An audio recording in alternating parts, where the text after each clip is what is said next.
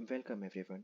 Today we are diving into the fascinating world of GI tract congenital abnormalities because sometimes even your intestine decide to take the scenic route. So buckle up and let's explore these quirky detours together.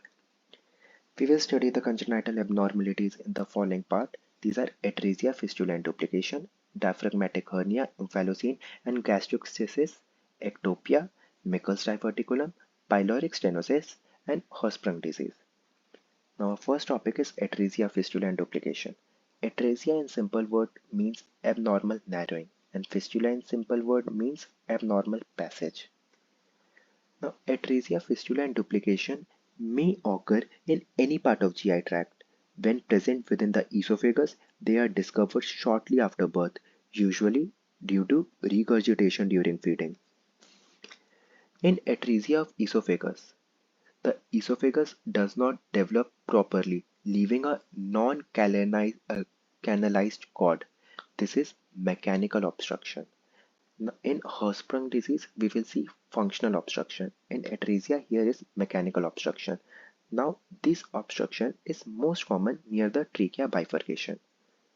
Moving now, in fistula may be present, connecting the upper or lower esophageal segment to trachea or bronchus. You can see in the figure. Now, fistula can be present without atresia also. The symptoms include aspiration, suffocation, pneumonia, and severe water electrolyte imbalance. The developmental abnormalities associated with atresia, fistula, and duplication are vectoral, VACTERL. This is malformation including vertebral, anal, cardiac, tracheal, esophageal, renal, and limb defect. Next is TACARD, TACRD, tracheal agenesis, cardiac anomalies, radial ray defect, and duodenal atresia. Now stenosis. Stenosis is an incomplete form of atresia in which the lumen is markedly reduced in caliber as a result of fibrous thickening of the wall. Now, in addition to congenital form, these can be consequence of inflammatory scarring, sclerosis, and any cosmetic injury. Moving on, diaphragmatic hernia, omphalocele, and gastroschisis. Diaphragmatic hernia. It is due to incomplete formation of diaphragm. This will allow the abdominal viscera to herniate to thoracic cavity through this malformation of diaphragm. This generally occur to the left side and this lead to pulmonary hypoplasia. Next is omphalocele. Omphalocele occur when extraembryonic gut fails to return to abdominal cavity. Here, closure of abdominal musculature is also incomplete. The abdominal viscera herniates ventrally into the membrane covered by amnion and peritoneum, and it is separated by Watson jelly. This herniated viscera includes liver also, and omphalocele is associated with chromosomal defects. Next is gastroschisis. This is similar to omphalocele, except all the abdominal wall layers are involved from peritoneum to skin, and the herniated viscera is only limited to the intestine and it is not associated with other chromosomal defects. Next is ectopia. Ectopia in simple word means malposition of tissue. Now the sites of ectopia in GI tract are the most common is ectopic gastric mucosa in upper one third of esophagus. This means in upper one third of esophagus there will be some tissue of gastric mucosa. This will produce HCl. Due to this HCl, there can be some symptoms. These symptoms are dysphagia, esophagitis, Barrett esophagus, and rarely adenocarcinoma. Now, next is ectopic pancreas tissue in esophagus or stomach. This produces local damage and inflammation. Next is Meckel's diverticulum.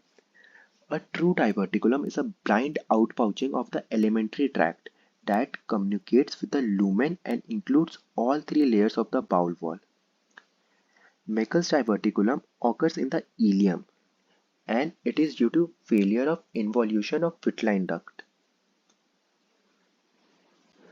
There is a rule of two which is often used to help remember characteristics of Meckel's diverticulum. This rule of two is it occurs generally in 2% of population. It is generally 2 feet from ileocecal valve. It is 2 inches in length and it is 2 times more common in males and it is symptomatic by the age of 2 years.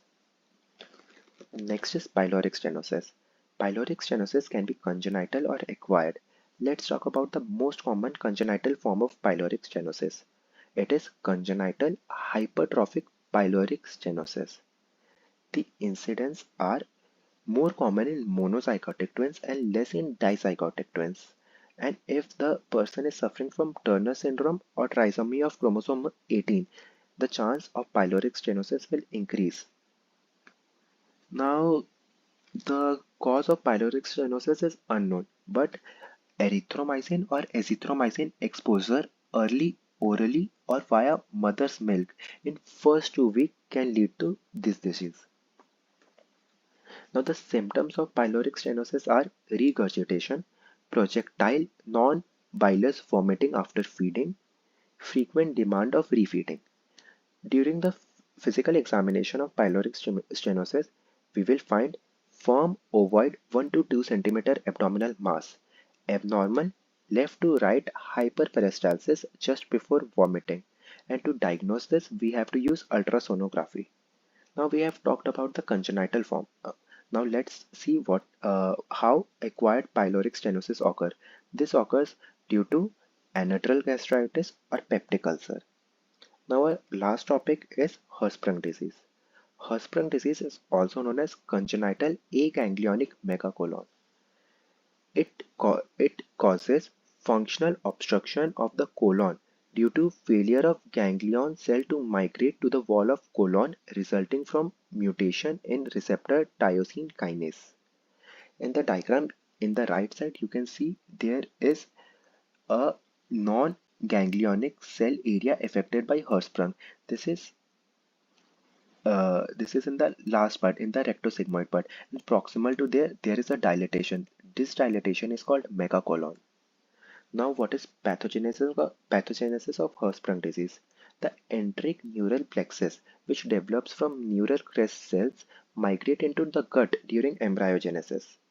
When this migration is arrested prematurely or when the ganglion cell undergo premature death, it causes this disease. The intestine segment lack both Meissner's and Orbach plexus. Coordination peristaltic contraction is absent and functional obstruction occur and dilatation of proximal segment occurs. Now the morphology. Morphology of Hirschsprung disease. Here, diagnosis of Hirschsprung disease require histopathological confirmation that ganglion cells are absent within the affected segment. Here, IHC can be used. Now, Hirschsprung disease can be divided into two types: short segment Hirschsprung disease and long segment Hirschsprung disease. The short segment is limited to rectosigmoid segment, and the long segment Hirschsprung disease is a proximal extension to rectosigmoid segment. Proximal colon get dilated and become massive. This forms megacolon, and the colonic wall may rupture, and this rupture will occur near the cecum. Now, next is clinical features. The clinical features of Hirschsprung disease are failure to pass meconium, constipation, visible but ineffective peristalsis, abdominal distension, and bilous vomiting. That's it for congenital abnormalities of GI tract.